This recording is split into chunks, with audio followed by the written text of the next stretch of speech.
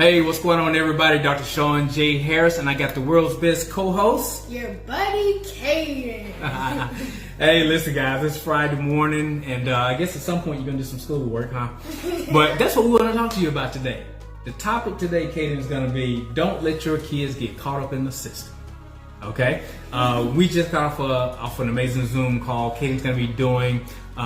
He has a speaking event next week, I think it is, but. He's going to be doing a speaking event next week for a school district. He's going to be speaking to high school kids. So, and just listen to the conversation, you know, Caden was saying a lot of things that we teach versus what the school system wants in their system, and he sees the disparities, right? Yeah. So, what's some of the things you want to talk about? One thing that I want to talk about is the teachers and different people make it seem like you have to go to college. It's a necessity, which you don't really have to. Yeah, because you know, a lot of kids like me, obviously, everybody knows I was a C student, just wanted to see my way out, not to return. But as a CEO, C students return to multiple CEO and have had much success over the years since I've graduated. But so many times, I think in our community in particular, Caden, we are so groomed and conditioned that you have to go to school. I know so many parents, friends who tell us that my kid's going to college. And I ask them, well, what are they going to study? I don't know, but they're going to college. It's just, that's what you're supposed to do. And that's not a way to rear kids, in my opinion. I think you guys do pretty good, huh? Yeah. Yeah, y'all do okay? Definitely. Your pocket's okay? Yeah. Man. But what I want to talk about, like Kennedy, for an example. Kennedy has a business class, kind of, sort of, I guess. But in school, her business teacher promotes that you got to go to school to be a business owner. And you don't have to do that. Have you gone to college? No. Are you a business owner? Yes. How old are you now? 11. How long have you been a business owner? Since I was 7. So you got 4 years of entrepreneurship, you haven't even seen high school before. Right? So again, we got to get out of that mind frame, because again, this teacher told Kennedy that, well, what do you want to do when you grow up? She said, well, I'm already a business owner. I want to continue being a business owner. She said, well, you can't be a business owner unless you get a business degree. That don't sound right, do it? No. Because a lot of times people get degrees in business administration, but if you break that down, Caden, listen to what the degree is in. Business administration. That means that you are there to administer a business, but it doesn't mean you're a business owner. That makes sense? Yes. I know a lot of people that got a BA, which I got some other words for a BS degree. It's just what it sounds like. But, okay. Tara's off camera too. She's trying to keep me in line because I said I was going to try to be tame. But here's the deal though. You can't keep leading kids down roads that's going to lead to a dead end. You know, the call we just had, you know, they're talking about teaching the kids to have bonds. Man, I haven't heard about bonds in years. It's like, those are ancient. Nobody uses those. We want to invest in stocks. They're more aggressive. Tara's laughing at me off camera. She's like shaking her head. Like, oh boy, somebody let Sean off the leash today. They sure did. I didn't. Dude, I know how to unleash my own leash. But the thing is we got to teach our kids about aggressive investment, more intelligent, higher yield return on investments. Bonds just aren't going to do that. But again, we're conditioned. Particularly in our community, we're conditioned, oh, get bonds.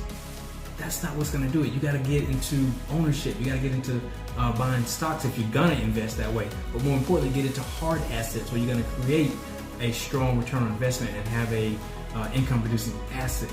So, Caden, you know, mom and daddy will always tell you guys, whatever you decide, we're happy with it. If you want to go to college, you go to college. If you don't want to go to college, that's fine as well. But as a 11-year-old who's been running business, you make some good money, you own a bus. What do you think about business ownership?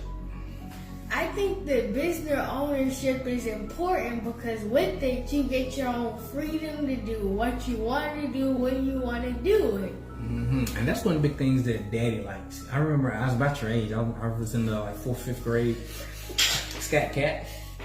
And I remember looking out the window, and I would always see cars going up and down the street. And to me, when I was a kid, I was your age, I loved McDonald's.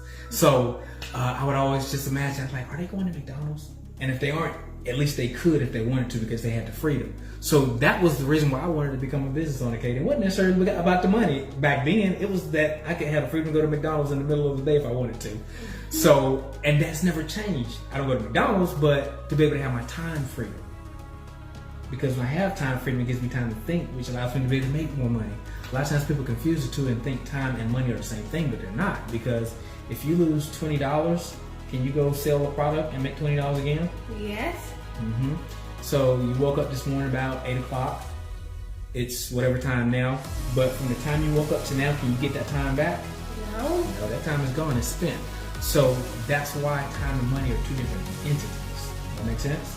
Yes. And we value our time more than money. So again, guys, think about things as you're walking your children's path of success through. Just kind of think about how you're going to pattern and what information you want to expose them to. Okay? So I'm not here to bash college, but I do want you to understand that college does not guarantee success. Okay?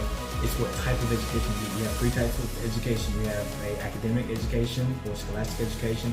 That's where we learn how to read, write, arithmetic, all that cool stuff. That's designed for us to go get a job, typically.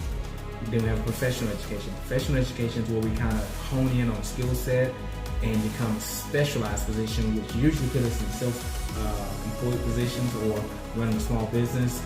That's like being a doctor, an engineer, or an architect, something like that. And then you have what's called financial education, which is not taught in schools. But financial education is what teaches you about business development, business acumen, how to create income, how money works, and stuff like that. And that's going to be what's really important because when you get at your age, Caden, the school system and parents, we tend to always think that your report card will gauge your level of success. Okay, because you remember my guidance counselor told me as a C student I was supposed to be a warehouse worker. Well, that wasn't the case. But at the same time, when you grow up and you become an adult, your spreadsheet becomes your report card. And that will determine the successes or lack thereof that you'll have when you become an adult. So that's what the bank looks like. The bank doesn't care about your school report card, they care about your spreadsheet. Okay? Okay. So, if Caden can, you can too.